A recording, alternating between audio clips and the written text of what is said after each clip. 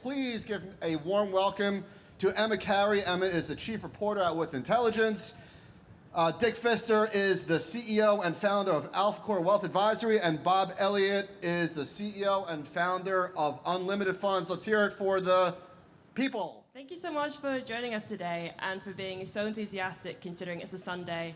I wish my luggage had been as enthusiastic as you guys, but at least I can proudly say my outfit is fully sponsored by Delta Airlines, so here we go. So here we are to talk about if should alternatives be in your client portfolios, and I couldn't ask for a better panel. I like to refer to Dick as the original hipster of alternatives, having been in this space for a very long time. He founded AlphaCore in 2015, but has been kind of working to democratize alts since his days at Altagrus. I pronounced that wrong, I'm very sorry. Please correct me. And I'm also joined by Bob Elliott, who is a legend from Bridgewater and has become an absolute pioneer in the liquid alt space, having founded his liquid hedge fund solutions and other private market alternatives. So yeah, what a great panel.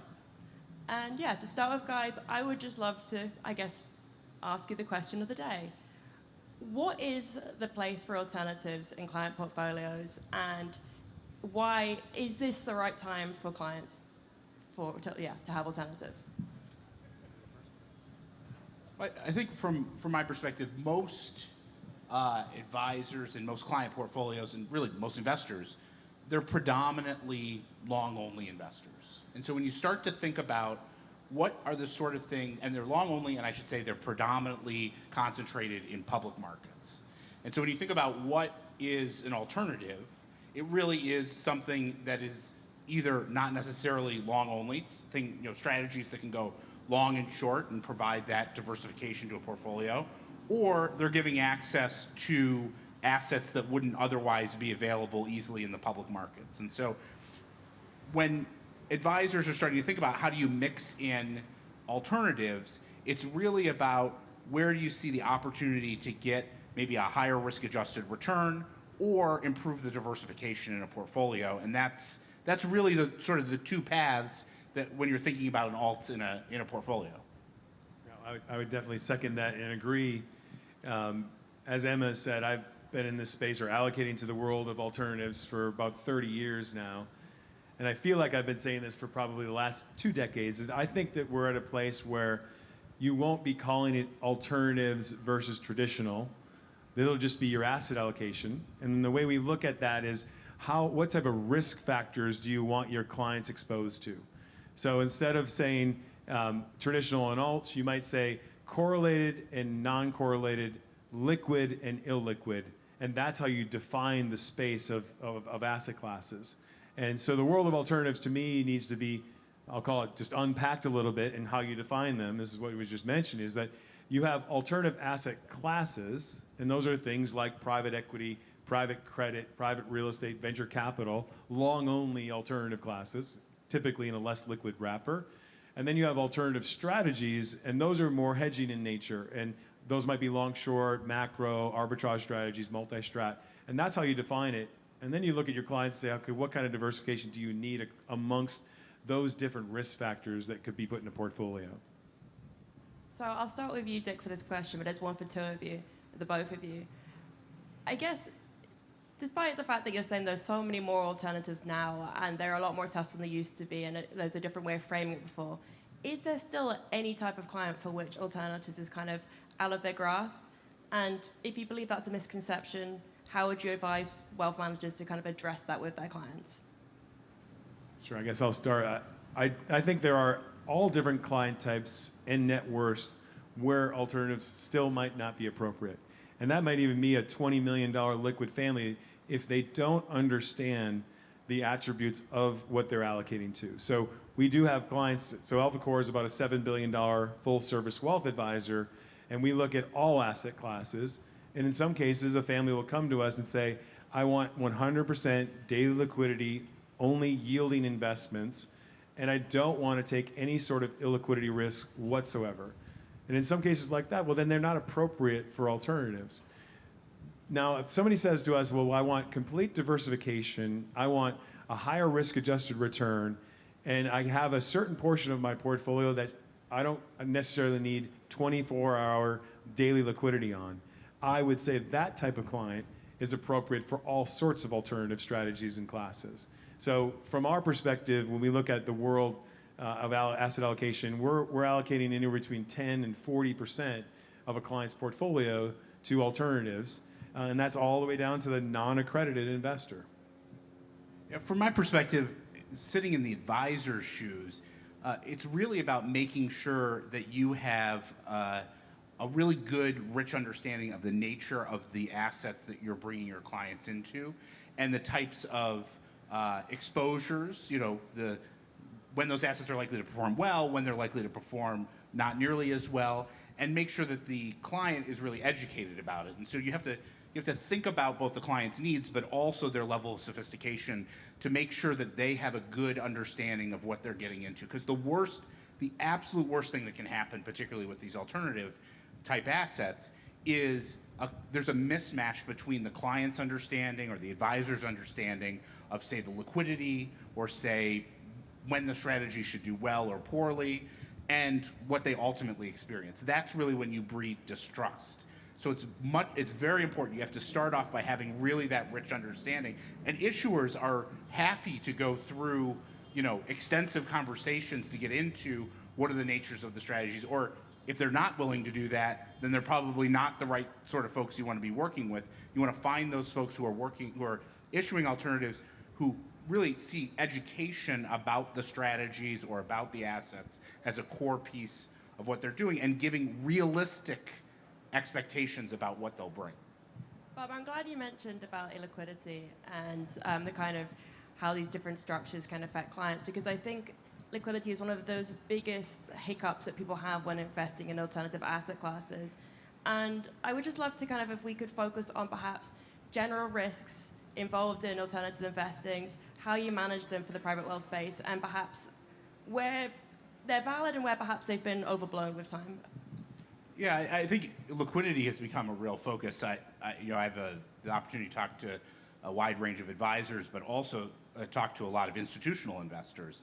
And it's fascinating, honestly, to see how many sophisticated institutional investors are saying, we invested a lot into these illiquid alternative asset classes like venture and private equity, and we expected a certain liquidity profile, and now that's getting extended out, double or triple what we had initially imagined. And that's a real challenge when you're thinking from a planning perspective and from a cash management perspective.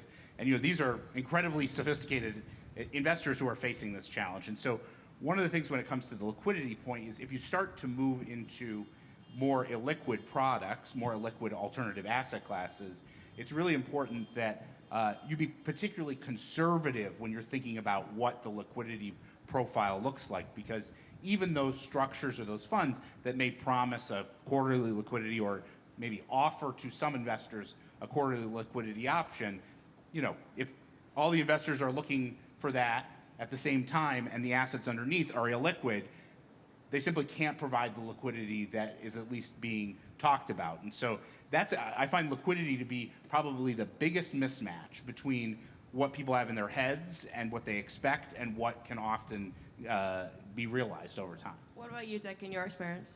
I would say that when I look back at the history and evolution of alternatives, the biggest issues I've seen from a client perspective or an advisor perspective is exactly what Bob mentioned. It's a mismatch of expectations. Usually that comes from two things. It was a mismatch of what I thought was liquid or semi-liquid, or I didn't understand the amount of leverage this particular strategy had. So if you look back at all the former issues that any particular interval fund, tender offer fund, or even LP structure has had, typically it's those two are the major reasons people have shied away from or are fearful of the world of alternatives. The key part of this is just the education of, this is what can happen. This is actually it might be actually a feature, not a bug, of this particular product. It's going to keep you in this, and it's going to keep your clients invested. So I think what's happened now, especially over the last decade, is education has gotten better and better and better. Advisors have gotten more understanding of how to actually let their clients know exactly what to expect from this particular asset class. And so that's why you've seen the adoption, which is, I think, at the very, very early innings of adoption, probably the third or fourth inning of adoption of the world of alternatives. I'm really glad you kind of mentioned some of the different fund structures, just because I'm personally fascinated to know perhaps your thoughts on, number one, how these more liquid structures are filling the gaps left by drawdown, and also perhaps where, you know, tender offer versus interval fund may have those strengths, and also, Bob, with your work, what gap your certain structures are filling. So we'll start with Bob on the kind of, we'll start with Dick on the more general wealth management side. So I think there's, this goes again to knowing your client, knowing the families you're working with, understanding the nuances of each individual's household and what they might need, whether that's the mother and the father of a family, the generation 2, generation 3, where they sit in the timeline of their investment.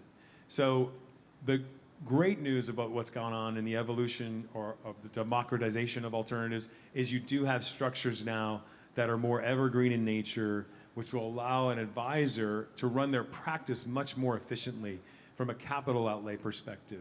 You don't necessarily need to hold cash or other securities on the side waiting for a drawdown vehicle to fulfill those needs. And that's a big, I think, forcing function to adoption in the wealth advisory space. That said, there probably still is a component of asset allocation still useful for a drawdown vehicle, but they're much more niche in nature. And that might be things like venture capital at the outskirts in sectors that are specific, where the manager can actually look for opportunities that might not exist today, but they might exist if there is a pullback or if we see some sort of sell-off like an '08 scenario or 2022 scenario. So it really does go back to the client and the household and what they're looking for, but really such an advantage of what's going on with the new structures and wrappers that are out there today. I think one of the interesting things about, particularly as we sort of move in wrappers towards, let's say, more and more liquid products. I mean, you didn't have really interval funds or tender offer funds for such illiquid products, or even now what we're starting to see is maybe some closed-end fund vehicles that are holding illiquids in their structure as well. You know, that evolution has improved the liquidity, but it has also created, let's say, more transparency in terms of the price movement of those underlying assets. And so that can be a bit of a challenge, particularly, again, when you're setting expectations, thinking for your clients, are they going to be able to look at a daily volatile product and, you know, benefit from that daily liquidity, but also be able to appreciate that means that there is going to be more price volatility. I was talking with one advisor recently, and, you know, we offer liquid alt products, ETFs that have intraday pricing, and he looked at it, he said, "Wow, this is so much more volatile than my quarterly my quarterly reporting LP hedge fund structure." And you're like, yes, of course it's more volatile, right? Because you can look at it every day, you can look at it every hour. That has advantages from the liquidity that maybe an LP structure doesn't have, but it also has you know, risk management elements and expectations management elements that have to be included as well. Just a quick one for the audience. We're going to have 5 minutes at the end for questions if you're keen.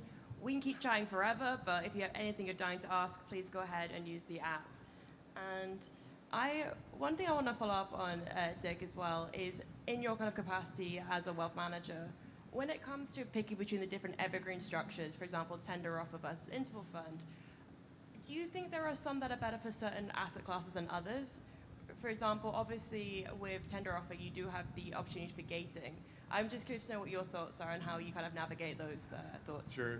Well, first let me say, it's pretty awesome actually wearing sunglasses on stage. Just wanting you to know, I've never done that before, but it's pretty cool. And the view is amazing. But aside from that, well, I'll say what we have at AlphaCore, we have a 6-person full-time research staff that is looking at all different types of asset classes, and then we break it down into different categories of alternatives.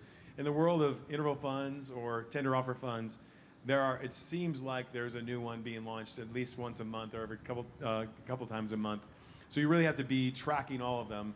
What we're looking at for is having 2 to 5 different options in each one of those categories, and then having a bench right behind it. So we're an independent advisor, right? We can hire and fire managers as we see fit, and I think that's the appropriate way, especially in the world of alternatives, because if you own the manager, it's really hard to fire yourself. So having the independence to let somebody go and replace it is critical. And then monitoring it after you allocate is critical too, because some of the strategies might have a capacity constraint or limit to them to generate the returns they want to return. So you've got to really watch that. And I think there's been some asset bloat in certain categories where they become more of a benchmark looking type of asset versus actually providing the alpha that I think they could be generating. And that's a critical piece for us. Going back again, understanding the true liquidity underneath. There have been some issues I'm sure everybody in this audience is probably familiar with for some real estate, non-traded real estate. It can, everybody's rushing for the door at the same time and they have to put gates up. So you just have to understand what really is the underlying liquidity of the underlying instrument. And Bob, one thing I'm curious to know is, with your kind of chosen structure with the ETF rather than, why is it you didn't perhaps lean more into these like interval or other more private market structures? Do you have any plans to go that way? And how much does the private wealth client play in your mind when it comes to creating the product? Well, I think from my perspective, the best thing for clients is to have the option for liquidity, the option of transparency, and the option, frankly, of low fees. And when you think about those things together, the ETF wrapper, particularly for long and short liquid securities products, is by far the best option for the vast majority of clients. And so, the choice to go into the ETF wrapper rather than some of these other structures is solely based on the best interest of the client. Now, as you get away from, let's say, long and short strategies, let's call it alternative strategies rather than alternative asset classes. When you go to alternative asset classes, there's a real question there about how do you preserve those various elements with what's the best structure to preserve those various elements. And that's a place we've really been focusing on a lot in the last couple of months, is how do you transform illiquid assets into have liquidity in a way that is plausible and viable over time, not one that promises liquidity that doesn't end up happening. And that's where really creating an environment where there's secondary market liquidity. So for instance, exchange-listed closed-end funds is a simple example where you could have secondary market liquidity with assets that are underlying it that are liquid in a way that is much more plausible than, say, an interval fund or a tender offer fund where maybe everyone's running to the door and the reality is you can't get the liquidity that exists. I actually want to go back to something Dick touched on before about kind of historic problems that there have been with gating and people to kind of get their money out. And obviously innovation in this industry is an amazing thing. And there's nothing that America in particular prides itself more in innovation. I can say that as a foreigner, it's true. And one thing I'm just curious to know from your perspective is there such thing as too much innovation? And can asset managers run the risk in a way of forgetting who their end client is, particularly in the private wealth space? I'll start with you, Bob, on the asset management side. Well, I think anytime that you're building a product, it should be solving a problem for your end client, right? And that I think asset managers, particularly as they get to be larger and larger and have larger and larger booths here, might be thinking more about how do you gather assets rather than how do you solve problems. And so that's got to be the first thing. I mean, when we started our business, we put out sort of our first proof of concept, and it was mostly meant to be a conversation starter, and then had hundreds of additional conversations with advisors to hear about what were the strategies, what were the ways in which we could leverage our skills to build product that they wanted in their portfolios. And only then, after years of listening to them and getting that input, did we launch additional products. And so I think that conversation really has to start with the advisor or the client first, and then go to how do you leverage your skills to give the investor what they need and what they want. Well, I would pair it what you said, Bob. I think it goes back to in the world of risk and return, there's no free lunch, right? And this even goes back to traditional assets, whether it's real estate or just long-only stocks. we still have to tell our clients today that, guess what? NVIDIA doesn't just go straight up. NVIDIA can lose 50% of its value. Did you know that? And sometimes they honestly don't know that, right? Did you know that Amazon lost more than 50% of its value back in 1998, 99, 2000, right? So they don't, you have to, the mismatch of expectations is not just particular to alternatives. So you have to bring them back to reality and then say, now let's talk about private credit, private equity, private real estate, long short equity, global macro. Now, if I'm going to show you something in those spaces, it's still not a free lunch. And let me really explain what I mean. If you're trying to get 10% return, you're probably going to deal with at least a 10% drawdown at some time. It's not going to be ticking away at 1.5% forever. So those are parts. Now, innovation brings it to the client in a much more efficient way, in a much more transparent and regulated way, which I think is really, really good. And I think that's why I say we're in the infancy here. We're in the third inning. There's about $25 trillion in all alternatives combined, right? There's $110 trillion in just equities, right? So if you add fixed income, there's another $110 trillion in fixed income. You add currencies, it's enormous, right? So the world of alternatives is just so small, relatively speaking, and the innovation is going to keep taking it to the client, I think, in an appropriate way, as long as we bring the education with it. Dick, one thing I'm curious about, you mentioned earlier you've been in this space a long time, roughly 30 years, which is my exact age, so yeah, fun fact. Not trying to make you feel bad. Man. just felt the need to point that out. Anyway, I was just curious, what has been the most surprising kind of developments to you, or what do you think, if you could look back at your past self, what is something that you'd be like, oh, yeah, you're in for a ride here? I'm just curious. Yeah, I think it's, when I was a floor trader in Chicago in the early 90s. I worked for, does anybody remember Dean Witter, the firm Dean Witter? So I worked at Dean Witter in the Japanese yen pit. That was my first job out of college, and I got to meet some incredible hedge fund managers at the time. So George Soros used to clear through Dean Witter, Paul Tudor Jones, Bruce Kovner. These were legendary, but still legendary names. Back then they weren't known as much. But back then it was about taking massive risks, oversized bets in currencies and interest rates, kind of swashbuckling hedge fund world. And there really wasn't access for the average investor. So those type of managers, if they managed $1 billion, it was a tremendously large fund. And only the institutions could get in. So it was endowments and pension funds and extremely large family offices. So the advent of avenues of democratization came along with it the institutionalization. So taking 30, 40% bets on, let's say the British pound, that doesn't exist anymore in the institutional world. That is a big change. And it's part of the reason why you're now able to register some of these things, because you can't take concentrated bets in a RIC or in a BDC. You can't do these things. So I think that's a real nice evolution. That's really changed everything. And then the other part is, I would just say the operational efficiencies are just, it's night and day, right? It used to be sending, hard copies with, stickies to sign and all this craziness. Now that you can all do it DocuSign, even if you're doing it with ticker symbols, what Bob's doing, that's tremendous, right? So it's just a great way to get in versus when I started. And Bob, did you ever envision that from your days at Bridgewater, you'd be going off and doing something completely different and launching your own types of products? And as well as looking back, what do you think the future holds for you?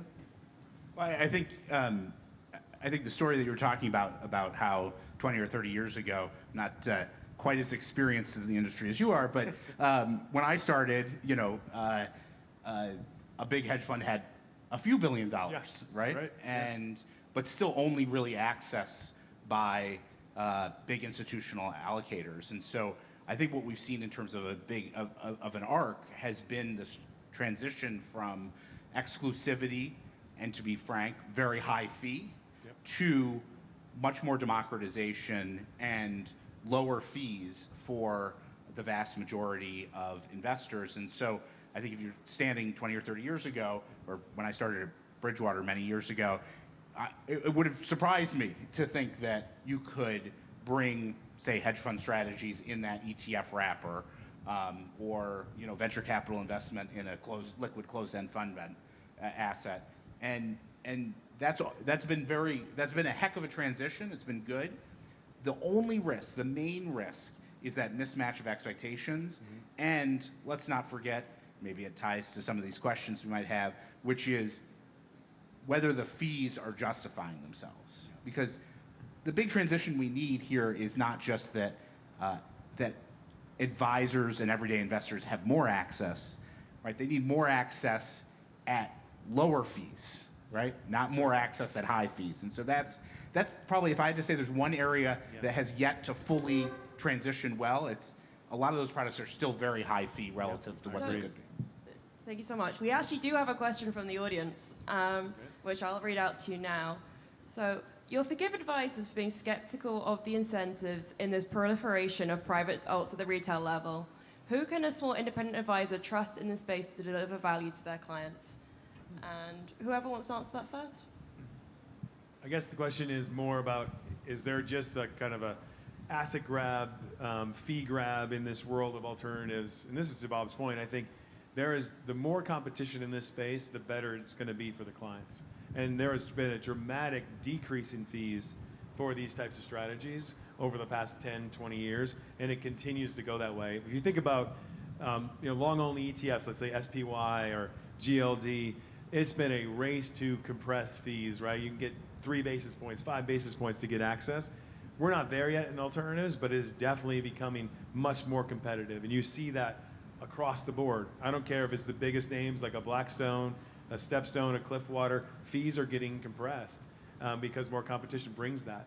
And this is to Bob's point, it's still got to be worth the fee. Net of the fee, it's still, their returns still need to be worth it. And I think from our perspective, we hold alts managers to a much higher standard, right? They're trying to deliver something different than what you can get in the public markets.